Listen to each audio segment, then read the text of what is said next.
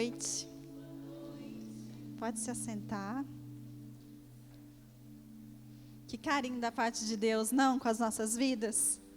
Nos chamar nesses dias, num ano tão profético, um ano em que Ele nos diz que vai trazer à existência coisas que já existem no invisível. E num ano tão chave, num ano tão profético desse, o Senhor separa esses dias, chama você, chama eu, mulher, para estar aqui, para romper os limites do nosso pensamento. Porque não há como você trazer à existência se a sua limitação não consegue enxergar. Se a sua limitação te impede de ver aquilo que já existe. Né? E que carinho de Deus separar esses dias e ativar tanta coisa em nós. Né? Porque você pode olhar esses dias como uns dias de, nossa, eu vou ter que ter tanta coisa à disposição e vir daquele jeito.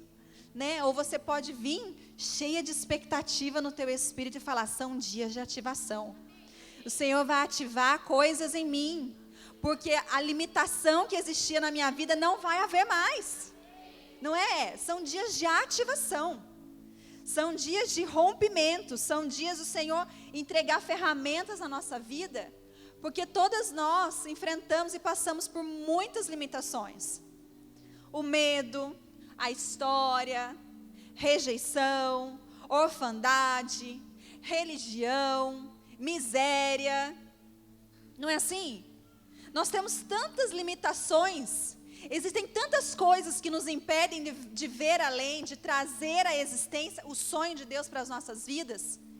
E esses dias Ele falou, eu separei esses dias, eu trouxe vocês aqui para romper com todo limite, com toda barreira. Amém? Então eu quero que você profetize e fale assim para a pessoa que está aí do seu lado. Fala assim, não há mais limites. Milite, de lutar. Milite contra o seu limite. Ficou confuso? Milite, vai de novo então, vai, a Raquel está falando, repete. Milite contra o seu limite. Amém? Dias de você militar, você guerrear, você destruir os seus limites. Então comece esse dia, comece essa conferência, esse congresso militando. Milite contra o seu limite. Amém? E na sexta-feira, quem estava aqui na sexta-feira passada no culto que nós tivemos, de mulheres? Olha, bastante gente não estava, né? Mas foi um culto super especial, um culto preparado por Deus, um culto que nós também fomos desconstruídas em muitas coisas. Um culto que a gente chorou bastante, né? Só falar com o filho que a mulherada perde o chão, não é assim? Mas naquele dia, na sexta-feira, eu estava ali, né? E aí, acho que a Cá cantou, né? Enquanto a Cá ministrava aqui na frente, eu tive uma visão, e eu não sou muito de ter visão, não. E foi muito nítida. Eu via um músico, e ele estava aqui, e a cabeça dele, essa parte do crânio dele não tinha. Então é como se tivesse passado um facão aqui, e daqui para cima não tinha nada. Então era uma cabeça, um crânio aberto, e dela eu fui seguindo, porque dela saiu uma luz bem densa, bem densa, e ia até o céu. E o Senhor me disse assim, não há mais limites para que elas acessem a minha mente. Não há mais empecilho, não há mais obstáculo. A minha mente agora é a mente delas. E aí o Senhor me fez lembrar daquele texto que Isaías fala bastante, é bem conhecido, né? Que os meus pensamentos não são seus pensamentos, nem os meus caminhos, os seus, porque os meus pensamentos são maiores do que os seus pensamentos, e os meus caminhos maiores do que os seus caminhos. Quem lembra desse texto? E aí Deus me disse exatamente isso. No antigo pacto, os meus pensamentos eram maiores do que os seus. No antigo pacto, os seus pensamentos eram menores. Mas agora nós vivemos no novo pacto, e no novo pacto Ele fala, vocês têm a minha mente, vocês têm a mente de Cristo. Então agora não há mais limitação, é exatamente isso que o Senhor me trouxe e me mostrou. uma luz, um pensamento que ia até ele, até o alto. E falava, não há mais obstáculos, não há mais empecilhos, elas têm a minha mente.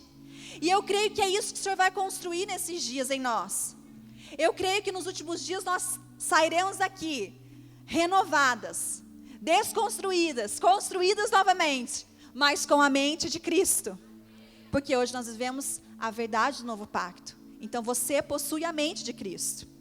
E não aceite nada menor do que isso. Não aceite nada menor do que isso. Lá em 2 Coríntios, no capítulo 10, no versículo 5, você nem precisa abrir. Fala assim, destruímos argumentos e toda pretensão que se levanta contra o conhecimento de Deus. E levamos cativo todo pensamento para torná-lo obediente a Cristo. Coloque a sua mão na sua mente.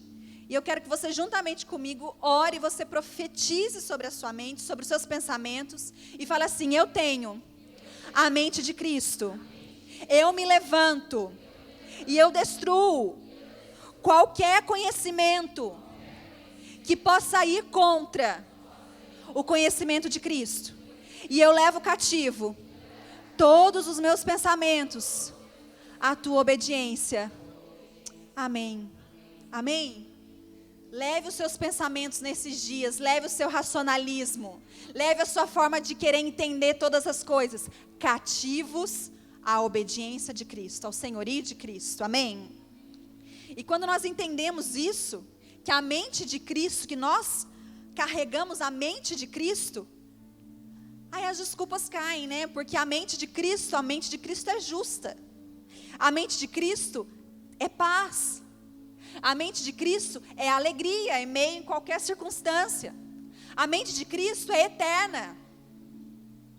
E aqui a nossa cabeça dá uma confusão, né? Porque nós somos mortais, nós temos a dificuldade, a nossa raiz adâmica sempre tenta nos levar para essa parte mortal, do tempo, do cronos. Então é o tempo todo, eu estou velha demais para casar. Eu estou velha demais para empreender, eu estou velha demais para sonhar, eu estou velha demais para estudar. Não é? Nós vemos aí aqui 20 anos atrás do cumprimento de uma palavra profética. Pessoas que não conseguem virar a página, pessoas rancorosas, pessoas amarradas, paralisadas no seu passado. Fala assim, a mente de Cristo é eterna. E se eu tenho a mente de Cristo, eu sou eterna. Se você tem a mente de Cristo, acabou o tempo de ficar preso no passado. Acabou o tempo de justificar as coisas pelo tempo. Nós somos eternas. A mente de Cristo é plena. E sabe que essa palavra é uma construção de muita gente. Muita gente construiu essa palavra comigo. E eu estava conversando com a apóstola Leila na terça-feira, e ela falou uma coisa tão simples, mas tão reveladora que a gente nunca pensa, né? Ela falou assim, a plenitude somos nós que medimos.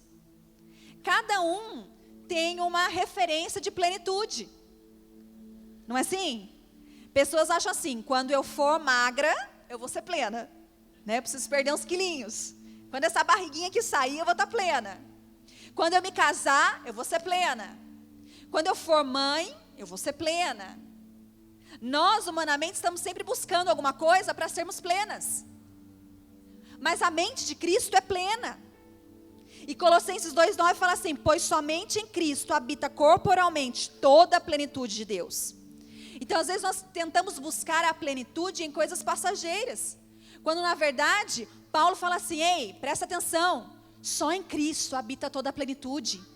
É só em Cristo, não é em situação financeira, não é você sendo mais magra, não é você casando, não é você tendo filho, não é você tendo sua empresa. É só em Cristo que há a plenitude. E a gente vê a plenitude de acordo com a nossa ótica, de acordo com a nossa história, de acordo com as nossas necessidades. Mas só em Cristo há a plenitude de todas as coisas. Então, repete de novo, milite contra o limite. Milite contra o seu limite. Amém? Esses dias traga essa verdade revelada na sua vida. Milite contra o seu limite. Porque tudo aquilo que você não enfrenta, você perde autoridade. Tudo aquilo que você não enfrenta, todo medo, toda todo medo, né, que você enfrenta, que você não enfrenta, isso vira um limite na sua vida. Então a pessoa tem medo de falar em público. É um medo, é uma situação. Se ela não enfrenta aquilo, ela vai ter sempre aquele limite. Não, eu não posso fazer tal coisa porque eu vou ter que falar em público. Aquela dificuldade dela virou um limite porque ela não enfrentou. E esses dias são dias de enfrentamento, dias de confronto, dias de você se deparar com tudo isso e falar assim, ó, até hoje, isso poderia ser um limite na minha vida. Mas eu estou militando contra o meu limite e eu vou enfrentar. E isso não vai mais ser uma barreira na minha vida. Seja o que for. Tenho medo de andar de avião. Pode ser um limite que você estipulou. Mas enquanto você não enfrenta isso vira um limite e vira o seu teto. Você não consegue ir além. E aí a gente fica no raso, no médio, no mediano. E o Senhor é o nosso Deus do infinitamente mais. Então nós precisamos enfrentar os nossos medos, enfrentar as nossas dificuldades, para que elas não se tornem limites na nossa vida. Você está entendendo? Amém? Traga aí agora do seu espírito, dos seus pensamentos, o que tem te limitado. O que eu posso falar aqui, você fala assim, não, isso aqui eu não consigo fazer. Isso aqui não é minha praia. Pode falar qualquer coisa, mas nessa área eu não consigo. Traga isso agora. Sabe o que você tem que fazer? Você tem que enfrentar. Porque só enfrentando, aquilo vai ser rompido. Só enfrentando, aquilo não vai ser mais um limite. Não é mesmo, Manu? Quantos desafios o Senhor tem depositado sobre a sua vida, né? Mas você tem enfrentado tudo e fala, não, eu não aceito. Eu vou ultrapassar isso daqui, isso não determina, isso não é uma fronteira na minha vida. E é isso que nós temos que trazer nesses dias. E por muitos anos eu fui paralisada por um limite, que é o que eu quero propriamente falar aqui hoje, que é o limite da religião. E eu quero confrontar esse espírito com muito amor. Né? Eu estava orando ali, com as intercessoras, eu falei, eu preciso de graça, amor e autoridade. Graça, amor e autoridade. Porque eu quero ministrar nessa noite com muito amor. Um amor de quem já foi desconstruída. Um amor de quem já se deparou e viu que foi enganada. Um amor de quem percebeu que foi roubada. Um amor que percebeu que estava fazendo as coisas sem entendimento. Por repetição ou por qualquer outra coisa que nós vamos ver aqui. Eu quero confrontar isso com amor. E sabe que quando a gente fala disso, a gente tem a possibilidade de confrontar com amor, porque ninguém confronta aqui na guerra. A gente confronta com a verdade. Né? E quando a verdade é apresentada, você pode confrontar aquilo com amor. Ninguém está guerreando nada. Amém? E por muitos anos, eu tive esse limite, eu tive essa barreira, o limite da religião. E talvez você possa achar assim, não, esse assunto eu não preciso saber. Porque eu estou aqui no sonho há muitos anos, eu já sou super do reino, eu já entendo tudo. Mas eu quero dizer para você que muitas das vezes, se não todas, nós ainda somos sim paralisadas e roubadas por esse espírito religioso. Talvez você não tenha as experiências extravagantes religiosas pelas quais eu passei. Né? Você talvez não tenha tido dificuldade em usar uma calça comprida, como eu tive. Você talvez não teve dificuldade em furar a orelha, usar um brinco. Talvez você não teve dificuldade de pintar suas unhas. Talvez você não teve dificuldade em cortar o seu cabelo. Talvez você sempre frequentou uma igreja, uma adoração muito viva e não tinha nenhuma dificuldade com bateria, com bater palmas. Extravagâncias que eu passei, eu senti. Só que quando a gente fala de espírito religioso, a gente tem a sensação que é só isso. Que é só o saião, que é só o coque, que é só o brinco que não tem, a manga. A gente já remete automaticamente a isso. Mas você vai ver que o espírito religioso, a religião é uma cachorra. Não é? Quem conhece aí, tem um profeta que vinha aqui há uns anos atrás, ele falava isso. cachorra da religião, porque ela nos engana, ela nos aprisiona, ela é o pior espírito que tem. E eu vou provar isso para você, nós vamos passear na Bíblia juntos, nós vamos ver isso. Às vezes você pensa que você não tem, porque você tem uma liberdade em Cristo. Liberdade de estar na igreja, nos cultos, sei lá, na sua adoração, na sua intimidade com Deus. Mas não, esse é um espírito muito sutil. Talvez você não tenha tido dificuldade com essas extravagâncias, mas talvez você tenha dificuldade com a sua salvação. Está vendo como o negócio está ficando um pouco mais sutil? Talvez você tenha dificuldade na adoração. Talvez você tenha dificuldade com aparência. Você percebe que o negócio vai ficando mais próximo da gente, e a gente vê que todas nós, um dia fomos ou ainda somos aprisionadas por esse espírito.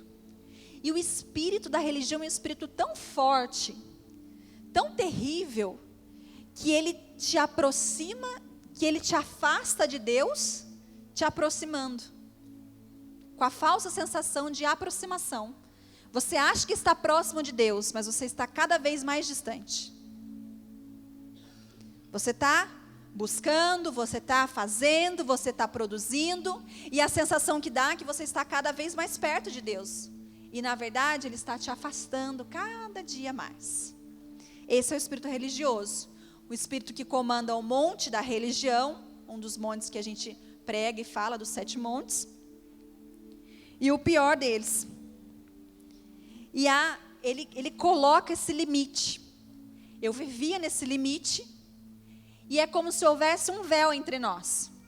Como se eu nunca conseguisse acessar Cristo na plenitude.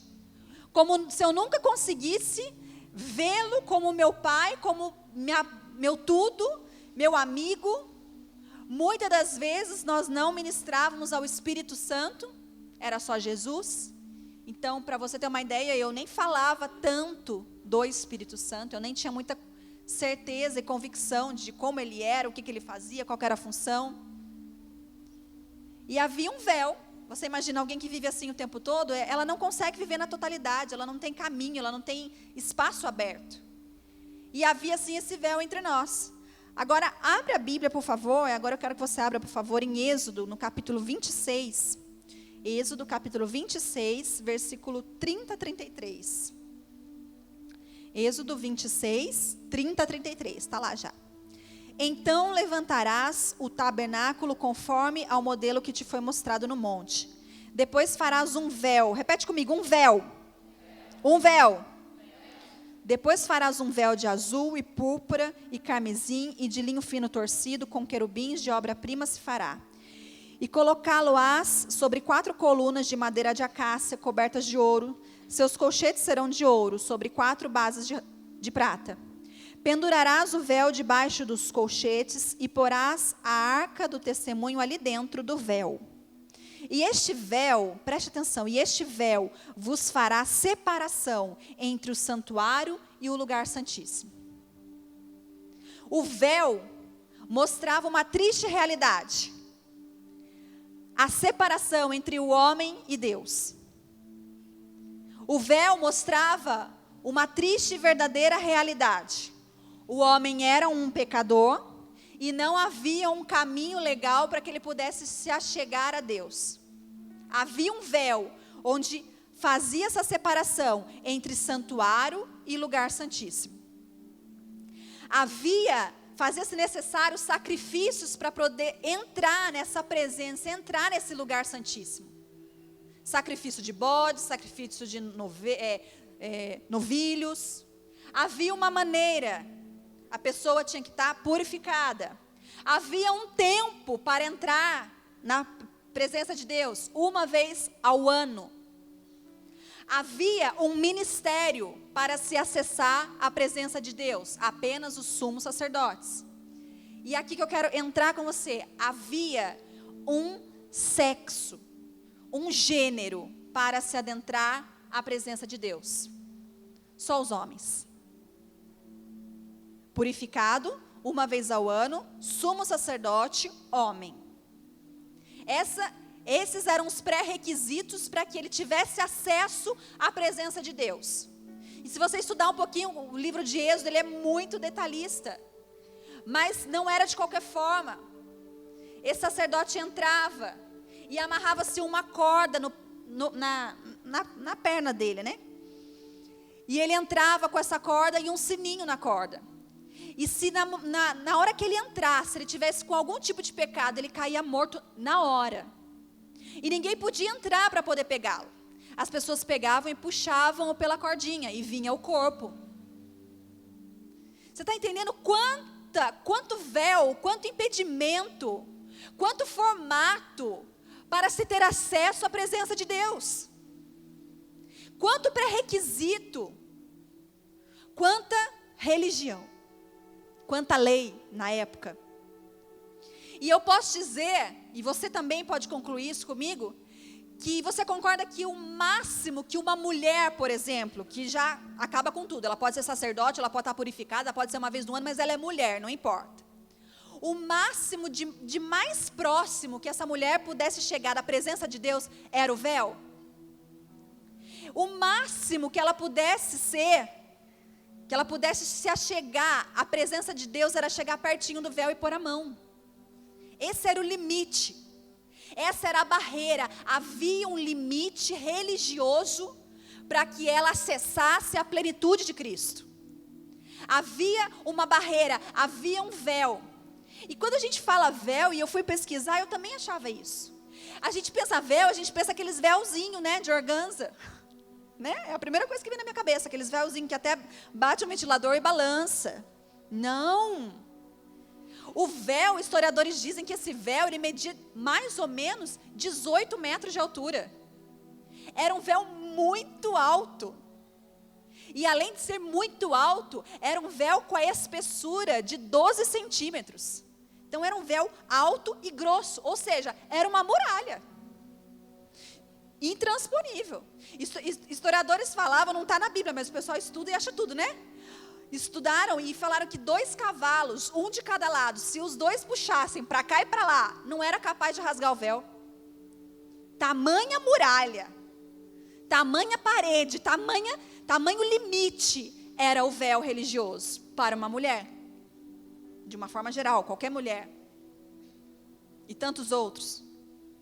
E aí quando você entende o véu nessa grandeza, poxa, não era um véuzinho, era uma parede. Era um limite, era uma fronteira, era intransponível. E aqui é um engano muito grande, porque quando a gente fala de mulher, a religião distorce tudo. Porque a religião falou que só os homens são sacerdotes. Só os homens podem se achegar a Deus. E aqui eu quero começar a desconstruir o primeiro pensamento com você. Fala assim, eu sou rei sacerdote. Amém? Você e eu somos reis e sacerdotes. O sacerdote é aquele que ministra a Deus. Todos nós que podemos ministrar a Deus somos sacerdotes. Então cai muita coisa por terra. Você pode ser ministra, porque você pode ser um sacerdote. Você pode conduzir o altar familiar na sua casa. Vamos supor que você é separado, ou divorciado, ou viúva, ou solteira, e você fala, como que eu vou ministrar o altar familiar na minha casa se não tem um homem que possa fazer isso? Você é o sacerdote. Eu sou o sacerdote da minha casa. E você também é um sacerdote. Você pode ministrar a Deus sim, você pode chegar diante de Deus, hoje no novo pacto. O que nós não podemos ser, e aqui a Bíblia é muito clara, é o cabeça. Eu posso ser sacerdote, eu sou sacerdote, mas eu nunca vou ser o cabeça da minha casa. Isso está reservado ao meu marido. Ele que vai diante de Deus e vai apresentar a minha vida a Cristo. Eu sou e posso ser o sacerdote, mas o cabeça da minha casa, o cabeça do lar, é só o meu marido. Amém? Ficou claro? Mas a religião não fala isso. A religião não aceita a mulher ministra. Quantas mulheres foram consagradas no reino e por algum motivo voltaram para uma estrutura religiosa? Quando se volta para essa estrutura religiosa, a religião não reconhece o azeite que foi derramado na cabeça dela. E ela volta como ou diaconisa, ou um apoio, mas nunca é reconhecido o ministério dela. Mas a mulher é sacerdote, a mulher ministra a Deus. Paulo fala que no novo pacto não há mais homem, não há mais mulher, não há mais gentio, judeu, não há mais separação. Para nós, para Deus, nós somos todos iguais. O cabeça da casa não, mas o sacerdócio é igual para todos. A pastora Eliana está ali. Ela foi fazer uma visita esses dias e ela foi representando a igreja, não foi, Li? Com o apóstolo Eli, com o pastor Hugo, mais alguns outros ministros homens. E uma mulher chegou nela e ficou inconformada. Ela falou assim: o que você é? Ela falou: eu sou pastora e eu vim aqui para ministrar, né? E a mulher não conseguiu entender. Como assim ela é pastora? Ela falou: não, você então é casada com algum deles. Não, eu não sou casada com algum deles. O meu marido está em casa, cuidando das minhas 3 filhas, enquanto eu estou aqui. E a mulher surtou. Como assim? Como assim? Você é ministra, você é pastora, você não é casada com nenhum deles, e o seu marido ainda está em casa cuidando das 3 filhas. Deu uma surtada, porque a religião não entende o sacerdócio. O sacerdócio é para todas, amém? O sacerdócio é para todas nós. Apocalipse 1 fala: nós somos reis e sacerdotes. Nós somos chamadas para sermos reis e sacerdotes. Mas voltando ao véu, né? Voltando ao véu. Agora lá em Mateus 27, abre para mim, Mateus 27, Mateus capítulo 27, versículos 50 e 51. Mateus 27, 50 e 51. Você lembra do véu? 18 metros de altura, 12 centímetros de espessura. Uma barreira, uma parede, uma fronteira, um limite. Mateus 27, 50 e 51. E Jesus, clamando outra vez com grande voz, rendeu o espírito, e eis que o véu do templo se rasgou em 2, de alto a baixo, e tremeu a terra, e fenderam-se as pedras. Eu vou ler novamente: e eis que o véu do templo se rasgou. Fala comigo: o véu do templo se rasgou. De novo: o véu do templo se rasgou. O véu do templo se rasgou em 2, de alto a baixo. A terra tremeu e fenderam-se as pedras. Algo muito violento, algo muito poderoso aconteceu nessa hora. Aqui é a morte, a crucificação de Cristo. O seu espírito se rende e o véu rasgou, de alto a baixo em 2. Mas aqui eu quero que você visualize isso muito além do que esse véu que nós falamos aqui agora. Algo sobrenatural aconteceu. Um caminho foi aberto, um limite foi quebrado, uma fronteira foi transponível. Algo tremendo aconteceu na cruz. Aquela separação, aquela maneira, aquele ministério, aqueles monte de pré-requisitos que haviam, não houve mais. Não existem mais, não existem mais véus, não existem mais barreiras, não existem mais muralhas que te possam separar da presença de Deus. Muito pelo contrário, hoje a presença habita em mim. Não há mais véu, não há mais separação. Cristo já rasgou esse véu na cruz, de alto a baixo em 2. E algo violento e poderoso e sobrenatural aconteceu aqui. Um caminho foi aberto para mim e para você. Só que sabe o que acontece? Fala assim: a religião, cachorra, fala, tem medo não. A religião, cachorra, quer costurar o véu que já foi rasgado. Você entende? Esse véu não existe mais. Mas sabe o que a religião quer fazer? Quer pegar um pedaço aqui e costurar. Costurar algo que Cristo já venceu. Costurar algo que já foi passado. Algo que já foi... Como é que eu não estou achando a palavra? Foi transponível. Como é que é? Foi vencido. Cristo já venceu. Cristo já conquistou por nós. E a religião quer o tempo todo que você pegue esse véu e costure. E nós vamos falar de alguns véus que a religião tem colocado entre você e Cristo. Entre eu e Cristo. Entre mim e Cristo. O primeiro véu que eu quero falar, e o pior de todos, é um Deus distante. Quantas pessoas têm a visão Pastora Eliana acabou de falar isso aqui. De um Deus distante. Ele está no céu e eu estou na terra. Ele está longe. Eu não tenho mais contato. O pecado me afasta. Quantas pessoas são vítimas dessa mentira da religião? Você hoje é um com Cristo. Nós somos um com Ele. E essa é a maior mentira que a religião, o maior véu que a religião quer costurar. O entendimento errado de um Deus distante. Porque no antigo pacto nós nos relacionávamos com Deus. Hoje eu não tenho mais um relacionamento, eu sou um com Ele, amém? Nós falamos aqui, é como se fosse um café com leite. Misturou, não tem como separar mais o que é café e o que é leite. Nós somos um. Uma nova natureza acontece, nasce quando eu sou um com Ele. Não tem mais Fernanda. Agora eu sou um com Ele. Não é um Deus distante, não é um Deus que está fora, Ele está dentro, eu sou um com Ele. No antigo pacto, nós somos noiva, a noiva de Cristo. No novo pacto, eu sou esposa. Por que eu sou esposa? Porque só a esposa pode ter intimidade. Só a esposa pode receber. Verdade, agora vai ficar estranho, mas só a esposa pode receber o esperma do reino de Deus. Porque noiva que tem intimidade está em pecado. A noiva que tem intimidade, ela está sendo, como é que é a palavra? Está fornicando. Fornicação.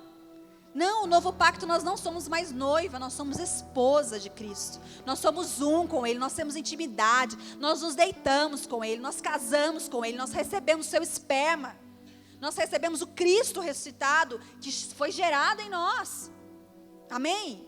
No antigo pacto, nós não tínhamos o Espírito Santo, agora é para pirar mesmo. E no novo pacto, você não só tem o Espírito Santo, como ele faz morada em nós. O Espírito Santo faz morada em nós. E sabe o que a religião fala? Ela usa o pecado para manipular. Olha, quem já ouviu isso? Olha, se Jesus voltar hoje, você vai ficar. Não é? Ou então... Se morrer, você vai para o inferno. Se você estiver em pecado, o Espírito Santo vai te abandonar. Então a sensação que a gente tinha é, eu vou ficar, sempre certinha, em santidade, porque se eu fizer qualquer coisa, o Espírito Santo vai sair de mim. E aí quando eu peço perdão, ele volta em mim. Gente, não é incorporação. Ele fez morada, ele mora em mim. O que eu e você podemos fazer é extinguir o Espírito Santo. Paulo fala isso, não extingais o Espírito Santo. É diminuir a voz dele, é diminuir a força dele, talvez. Mas ele está ali. Sabe por que ele está ali? Porque a mesma Bíblia fala que o Espírito Santo nos convence do quê? Do pecado, da justiça e do juízo. Então você concorda que se ele me convence do pecado, eu tenho que estar numa situação de pecado para ele me convencer? Então, ele não sai com o pecado. O Espírito Santo fez morada em mim. O Espírito Santo está sempre comigo. A salvação, outra mentira. A salvação é para sempre. Nossa, onde você leu isso? Romanos 10, 9. Se você abrir Romanos 10, 9, fala, se creres com seu coração e confessares com a sua boca, será salvo. O único pré-requisito da salvação é crer com o seu coração e confessar com a sua boca, mais nada.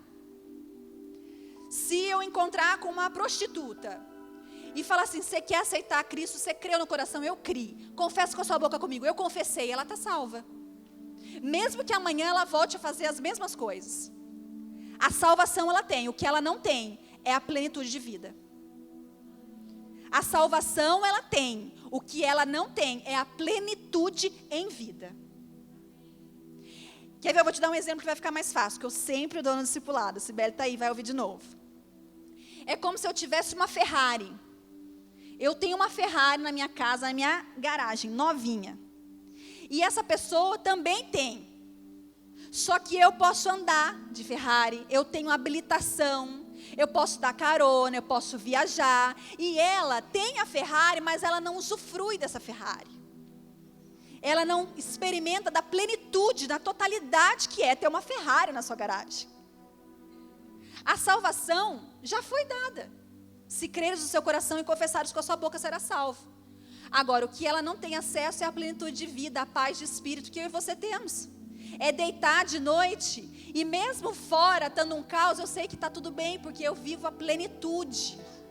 Eu vivo a plenitude em vida, eu não estou esperando Jesus voltar e eu morar no céu para eu ser feliz e plena lá no céu. Eu já sou plena aqui na terra, porque eu faço uso disso, você está entendendo? A gente não está querendo desmerecer a salvação, não é isso, a salvação é muito presente, é um dom, né? É uma graça, não é merecimento. Mas a salvação é o ponto de partida. O apóstolo Cristiano tem essa frase, eu sempre falo, a salvação é o ponto de partida de uma caminhada inteira chamada Reino de Deus. É a porta, é a primeira parte, é o start. Agora tem Reino de Deus para viver. Quem para na salvação só fica salvo e não usufrui da plenitude. Quem continua tem essa paz de espírito, tem plenitude, tem Deus falando o tempo todo, tem Deus livrando o tempo todo, tem justiça, tem paz, tem alegria, não é? Isso é a plenitude que eu e você portamos. Então o Espírito Santo ele fez morada em nós, ele não sai. E a salvação, o único pré-requisito é crer e confessar. Fala assim para a pessoa que está aí do seu lado, fala assim, não costura o véu não. Não, costura não, já está rasgado, já está livre, já tem caminho aberto, você está querendo costurar o véu? Costura não. Sabe por que a gente não se conforma com essas coisas? A gente fala esse assunto, fica um cri-cri na igreja, né? Sabe por que você não se conforma, por exemplo, com esse assunto aí de salvação? Sabe por quê? Porque você acha que você merece mais do que ela. A gente não se conforma, fica esse burburinho na igreja, quando a gente fala, por exemplo, da salvação, porque a gente acha que a gente merece mais do que a prostituta que também aceitou a Cristo e também vai morar no céu. Porque a gente sempre acha que é por mérito e não por graça. Quanto mais eu fizer, mais perto de Deus eu estou, melhor eu estou. Quanto mais eu orar, quanto mais eu jejuar, quanto mais no monte eu for, o ministério vai me dar um degrauzinho a mais. A gente não se conforma, que não é pelo que você faz, é pelo que Ele já fez. Então não tem nada que você possa fazer. É verdade isso, e preste atenção. Não tem nada do que você possa fazer que possa te aproximar de Deus. Ele já fez. E você está aí costurando o véu. Ele já fez o que tinha que ter feito e nós estamos costurando o véu o tempo inteiro. Mateus, você não precisa abrir, mas Mateus 20 tem uma parábola que a Zelinda falou uma vez, ministrou num retiro de mulheres e para mim foi uma chave, né? Como todos os retiros têm as chaves. Mas Mateus 20 conta aquela parábola do trabalhador. Um chegou às 8 ou 9, não me lembro agora, às 9, outra meio-dia e outra às 5. E quando o Senhor voltou para poder pagar, ele pagou todo mundo igual. E o cara que estava trabalhando desde as 9 falou assim, poxa, por que eu recebi a mesma coisa do cara que chegou às 5? Se eu estou aqui há mais tempo, se eu estou aqui trabalhando muito mais do que ele, por que eu ganhei a mesma coisa? E aí o Senhor fala assim, peraí, você está com inveja da minha generosidade? E o reino é assim. A gente quer o tempo todo falar assim, por que a Cibele acabou de chegar na igreja e já tem as coisas, já Deus já fala com ela e tem visão e tem isso, e eu estou aqui há tanto tempo, Deus não faz nada? A nossa recompensa agora está igual? Poxa, eu sou cristã desde sempre, nasci em berço evangélico, nunca me desviei, nunca fiz nada de errado, e agora na recompensa Deus paga igual para mim e para ela? Fala assim, isso é graça. Isso é graça. A gente tem dificuldade com a graça, mas Ele não tem. A graça iguala a todo mundo, não importa se você chegou hoje ou se você chegou há 15 anos atrás. O que importa é o seu coração. E quando Ele vê isso, Ele paga igual para todo mundo, a recompensa é igual para todo mundo. Mas a gente não se conforma, você está entendendo? A gente ainda está preso, por que a prostituta vai morar no céu e eu também? Se eu estou fazendo tudo certo, a gente tem a sensação de que porque a gente está na igreja, a gente está perdendo alguma coisa. Pagando um preço. Poxa vida, né? Estou na igreja. Como se isso fosse ruim. né? Estou pagando o preço de vir na igreja e ela está lá fazendo os pecados dela, no bem bom, e eu estou aqui pagando o preço e a gente vai para o mesmo lugar? E não é? Porque a gente o tempo todo acha que é por mérito e não por graça. Não é por mérito. Não há nada que você possa fazer que te aproxime mais de Cristo. Ele já fez tudo. Tudo. Salvação, santidade, dons. Eu lembro quando eu cheguei aqui nessa casa 11 anos atrás, um pouquinho antes, uns 10 anos atrás. Eu fui discipulado por muita gente, graças a Deus por isso. E uma discipuladora que era assim, intenso, manhã, tarde e noite, era a profeta Camila. A gente trabalhava junto. E aí teve um dia que a gente estava conversando e ela falou de dons, e ela falou de falar em línguas, variedade de línguas. Ela falou assim, não, mas o dom é para sempre. Eu falei, o quê? Eu não tenho que sentir nada para falar em línguas? Eu não tenho que ter uma adoração, aí não tenho que sentir alguma coisinha para falar em línguas? E eu não entendi, eu vim aqui no culto, e ela desse jeitão dela, como ela fez hoje, você que fala em línguas, fala em línguas comigo. Aí eu falo, gente, eu não estou sentindo nada. Como é que eu vou falar em línguas se eu não estou sentindo nada? Você não precisa sentir, é dom. Se você já tem, você fala a hora que você quiser. Só que tem uma coisa, é para que seja útil, né? Nós não vamos sair, falar em línguas aí com o garçom do restaurante, cadê a utilidade? Né? Não vai ter utilidade. Para que seja útil, qualquer dom você pode usar a qualquer hora. E quando eu entendi isso, eu falei, então eu posso falar? Então tá bom, agora segura, eu vou falar. E tô lá, falando em línguas, os dons. Não é por mim. Não é pelo que eu faço, é pelo que Ele fez. E eu me lembro quando eu ainda não falava em línguas. Vocês tenham paciência um pouquinho, tá? Tenho muita experiência. E aí eu estava um dia num retiro de jovens, que era um ambiente propício, que dava para você falar em línguas, né? Dava para Deus te batizar naquele dia. E aí tinha um ambiente preparado e uma menina, assim, da pá virada, falando em línguas. E eu falei, poxa Deus, por que ela fala e eu não falo? Estou aqui certinha, né? Na igreja, nunca fiz nada de errado, tudo certinho. Ela mandando ver, não é pelo que eu faço, é pelo que Ele fez, é graça. Ele dá para quem Ele quer, na hora que Ele quer, amém? Não costura o véu não, gente. Não costura não. Isso aí, ó, fala assim, é ativismo religioso. Outro véu. Abra sua Bíblia aí, Isaías capítulo 1. Esse é duro, hein? Isaías capítulo 1, do 11 ao 20. Isaías 1, 11 a 20. O Senhor diz, eu não quero todos esses sacrifícios que vocês me oferecem. Estou farto de bodes, de animais gordos queimados no altar. Estou enjoado do sangue de touros novos. Não quero mais carneiros e nem cabritos. Quando vocês vêm até a minha presença, quem foi que pediu todo esse corre-corre no pátio? Não adianta nada me trazerem ofertas, eu odeio. Gente, é Deus falando, tá? Não sou eu não. Eu odeio o incenso que vocês queimam. Não suporto as festas da lua nova, os sábados, as outras festas religiosas, pois o pecado de vocês estragam tudo isso. Repete comigo, o pecado de vocês estraga tudo isso.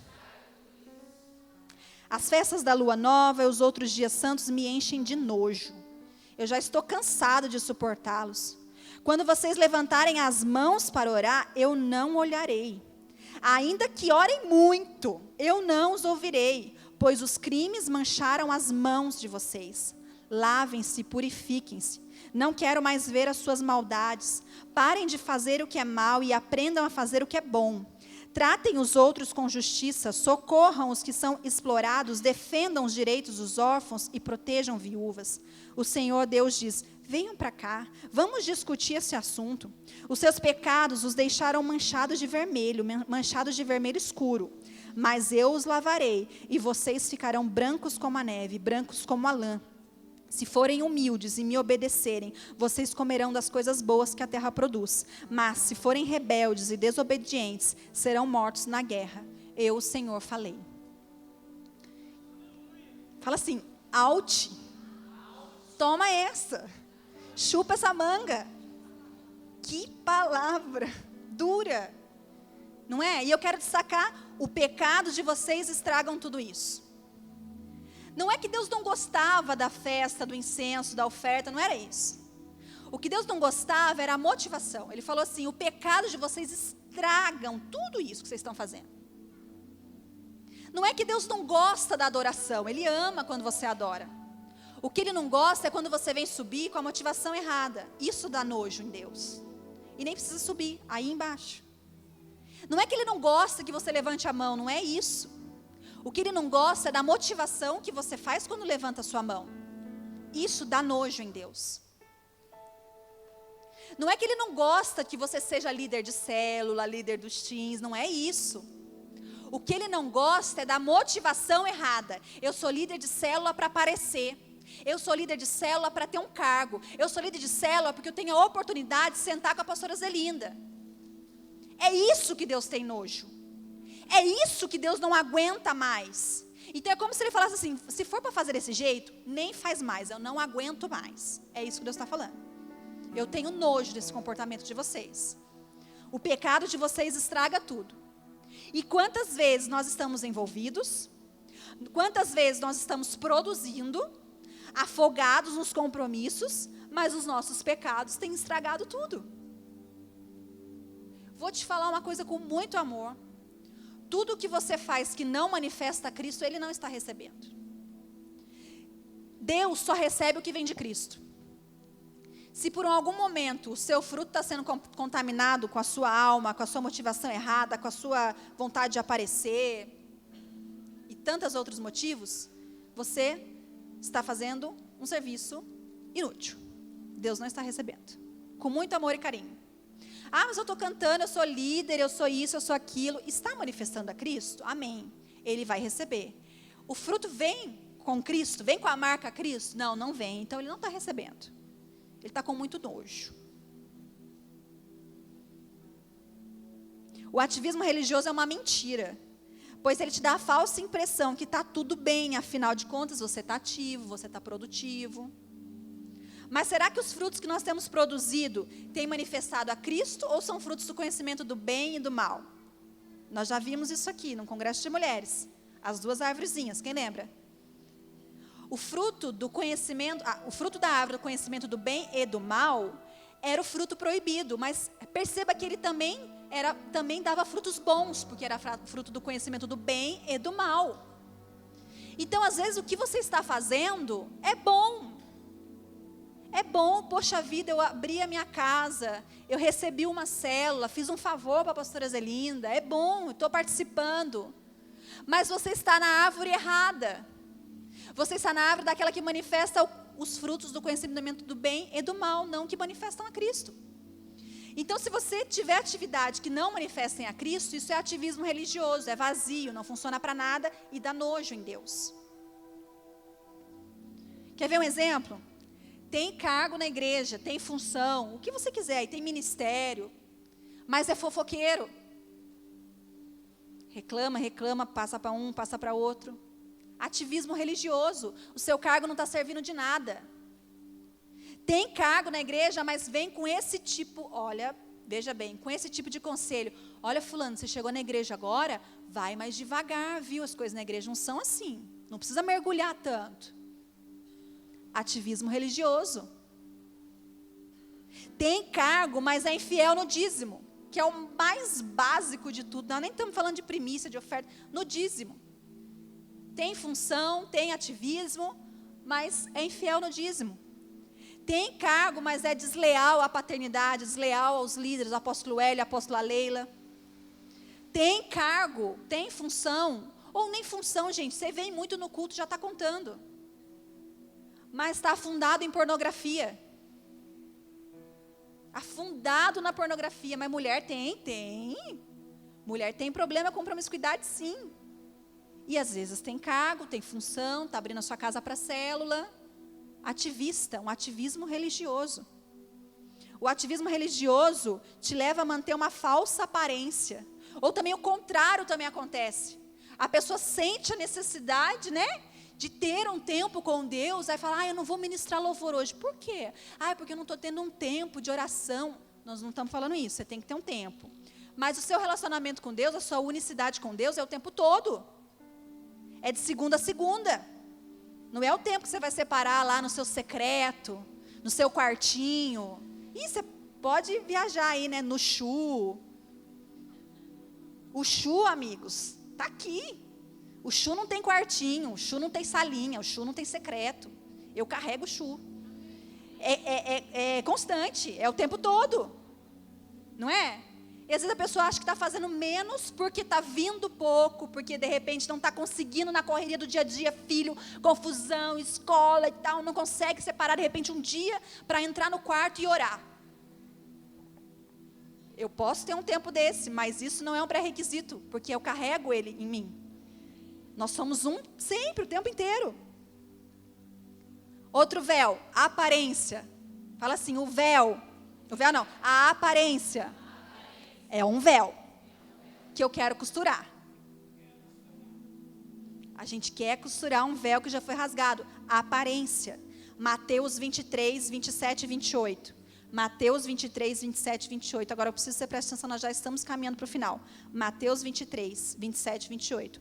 Ai de vós, escribas e fariseus, hipócritas, pois que sois semelhantes aos sepulcros caiados, que por fora realmente parecem formosos, mas interiormente estão cheios de ossos de mortos e de toda imundícia.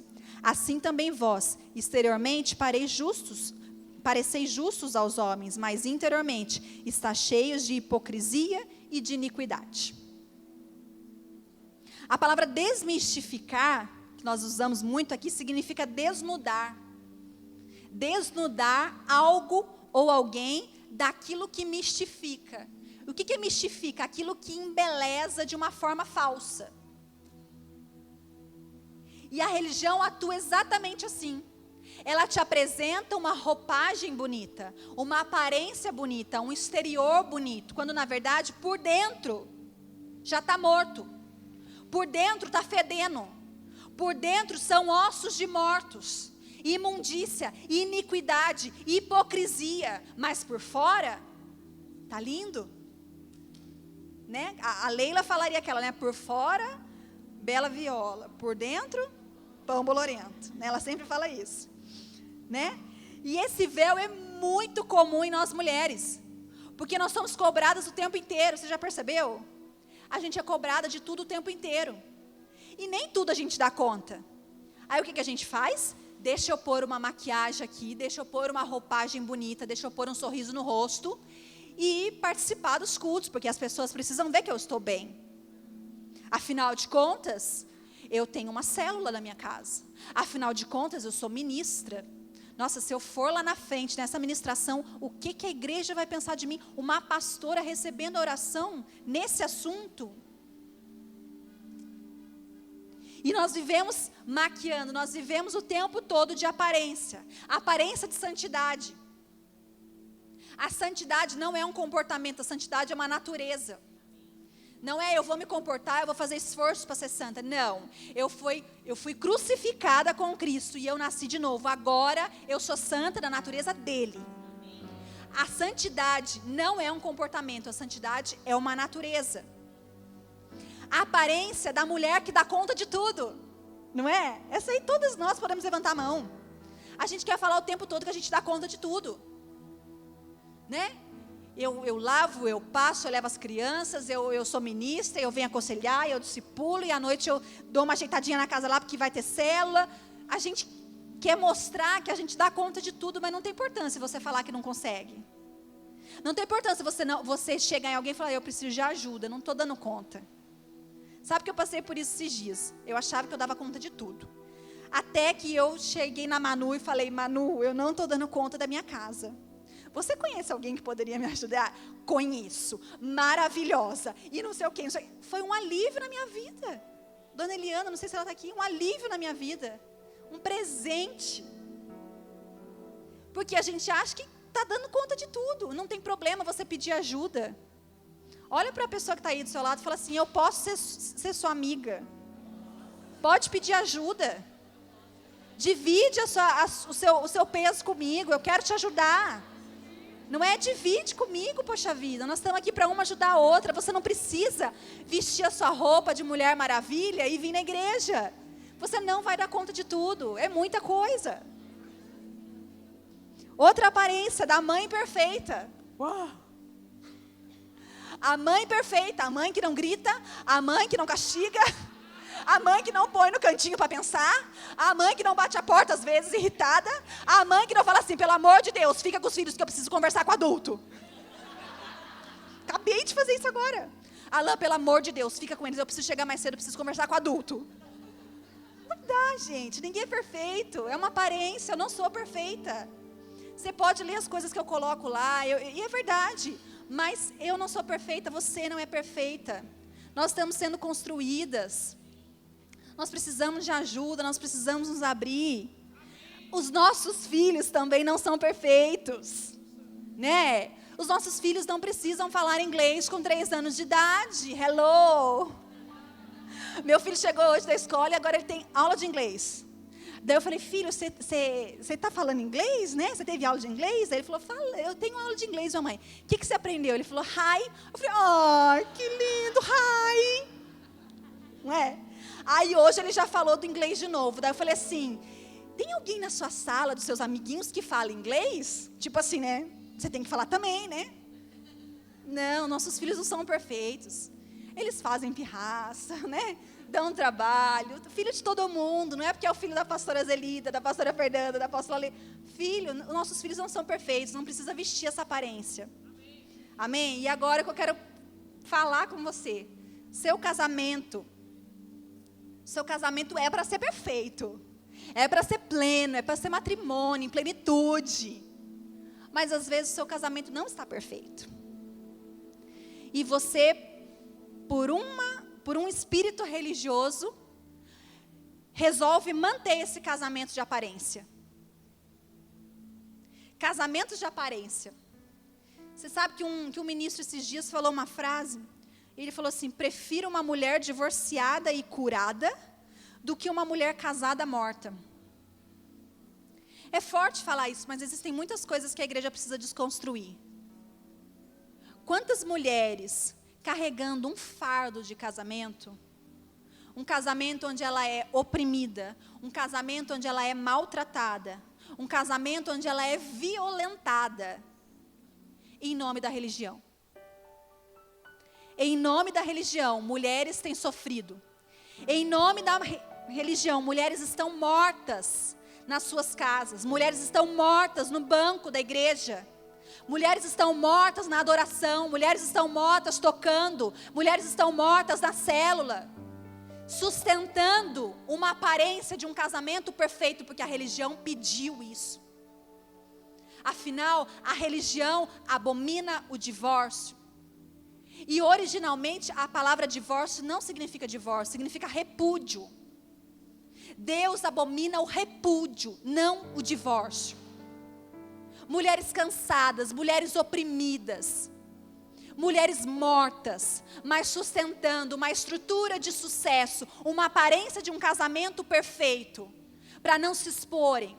Afinal, o que vão pensar de mim? Casada há tanto tempo. Afinal, eu sou uma ministra. Afinal, eu tenho cargo. Afinal, eu tenho uma vida, eu tenho uma imagem a zelar. Como que eu vou abrir uma coisa dessa? Como que eu vou abrir uma dificuldade dessa? E pessoas sustentando casamentos por aparência. Mulheres têm sido acusadas. Agora o contrário, né? Mulheres que são acusadas porque se libertam dessa opressão dos seus maridos, que não têm exercido a função como esposo, estão muito distantes da imagem que Deus colocou como um marido deveria ser. A mesma Bíblia fala que a mulher tem que ser submissa ao seu marido, mas submissa não é oprimida. A palavra submissa vem de estar sob a mesma missão, caminhar para o mesmo propósito, ir para a mesma direção. Como que eu vou estar submissa a alguém que não sabe nem que missão está fazendo? Eu serei submissa debaixo de um homem que sabe para onde está indo. Eu andarei junto, mas eu não serei oprimida. Homens, têm dado a sua vida às suas esposas como Cristo deu a sua vida? Você morre por ela todos os dias? Você morre para os seus desejos? Você morre para as suas convicções? Você morre, você investe, você financia? Você ouve a sua esposa? Aqui eu quero deixar bem claro, nós não estamos sendo a favor de divórcio, pelo amor de Deus. Isso não é legalidade para você ir e se divorciar, não é isso. Nós estamos indo a favor do modelo original. O modelo original, igreja, mulher, Cristo, homem. Se você faz o seu papel como mulher, como a igreja faz, ok. Se o seu marido faz o papel como Cristo faz, ok. O que nós estamos indo contra aqui é modelos distorcidos, desenhos originais, distanciados. É isso que a gente está confrontando. Nós não estamos dando legalidade para divórcio, não é isso. Mas nós estamos ensinando o que é padrão de Deus, o que é desenho original. Mas mulheres têm sustentado aparências em nome da religião. Mulheres têm sido acusadas, apedrejadas, violentadas em nome de uma aparência. Acho que eu posso falar isso público, mas a minha mãe foi uma mulher, falo público porque ela já contou, né? Foi uma mulher que passou por tudo isso, sustentando, porque a religião tinha uma pressão. E agora vai separar? Você vai ser uma adúltera? Deus abomina. E aí viveu maltratada, violentada, oprimida, fugida, ofuscada, com os seus dons e talentos soterrados por um homem opressor. É isso que nós estamos falando. Pessoas que sustentam casamentos mesmo em circunstâncias desse jeito, desse nível. E nós somos maduros aqui para discernir tudo isso. Qual a aparência você tem mantido em nome da sua reputação ou em nome da sua religião? Que aparência você tem mantido? Que roupa você tem colocado todos os dias para vir na igreja? Roupa espiritual, estou falando. Que roupa você tem vestido? Que cara você tem colocado no seu rosto? Que aparência você tem se vestido para vir aos cultos? Uma mentira? Mentira em tudo, mentira da santidade, mentira da mulher, mentira da mãe, mentira com seus filhos, mentira do seu casamento. Isso é religião. Deus não tem isso para mim e para você. Ele tem plenitude em todas as áreas da sua vida. Ele tem plenitude na hora que você vai namorar com seu marido. Ele quer que você sinta prazer, Ele quer que você goste desse momento. Ele quer que seja legal para você também. Você sabia disso? Ninguém aqui está fazendo vontade do outro. Ah, tem que ir, né? Fazer o quê? Não. Ele tem plenitude em todas as áreas da nossa vida. Que mentira você tem sustentado? Que aparência você tem sustentado em nome da sua reputação ou da sua religião? E o quinto véu, e nós já vamos para o final. O quinto véu que eu quero falar é o véu do piloto automático. Como a religião usa desse véu, né? Nós fazemos muita coisa por repetição, sem entendimento e no comodismo, né? Então, quando há 12 anos atrás, numa igreja de estrutura completamente religiosa, eu chegava no culto meia hora antes, ajoelhava e orava. Às vezes não tinha nem assunto direito para falar com Deus, mas eu ajoelhava e orava, afinal todo mundo estava fazendo. E aí, às vezes acabou a oração e eu não levantava, porque ninguém levantou. O pastor tem que falar, amém, amém, vamos começar o culto. Aí eu levantava. Piloto automático, repetição, sem entendimento, faz porque alguém fez. Quantas de nós fazemos isso? Repetimos as coisas, trazemos rotina do nosso dia a dia para o convívio com Deus. Você quer um exemplo? Todas que trabalham aqui, você trabalha, está cansada, quando você chega em casa, o que você faz? É um momento de descanso, é o momento de eu ser eu mesma, é o momento de eu relaxar, não é isso? A gente está fazendo isso com Deus.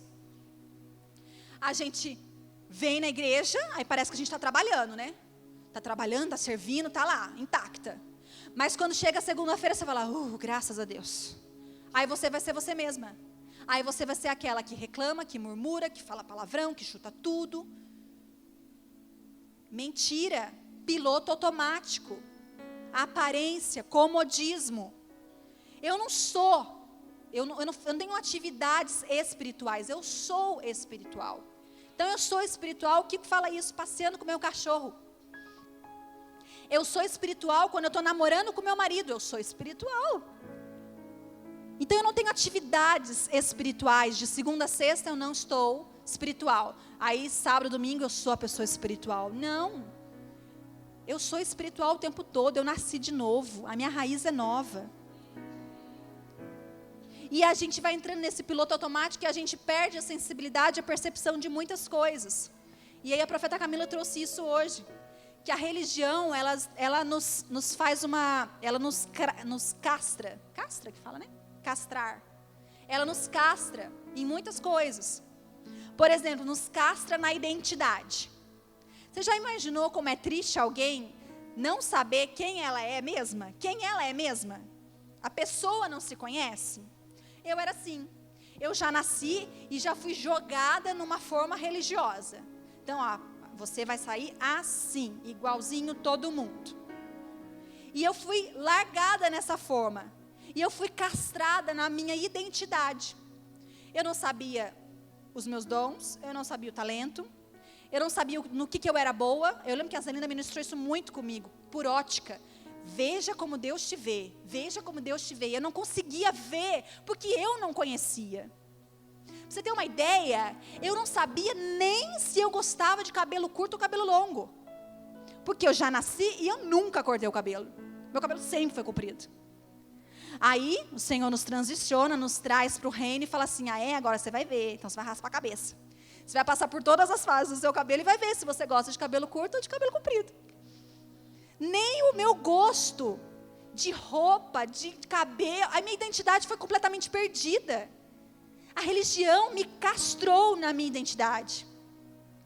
A religião castrou o meu chamado. O chamado é desde o ventre, eu sou chamada a ser pastora. E como uma mulher vai ser pastora numa estrutura religiosa? Fui castrada, fui formatada, linha de produção, repetição. Eu fui castrada no meu propósito. Propósito, eu nunca ouvi falar essa palavra, juro para vocês, diante de Deus, nunca ouvi falar essa palavra. Só aqui na igreja. Aqui que eu fui conhecer propósito. Eu me importava muito com o quê? Com a minha salvação e no máximo com a salvação da minha família. Propósito, estabelecer, transformar, geração, governo. Nunca. Me castraram no meu propósito. E me castraram na minha fertilidade. Fertilidade espiritual.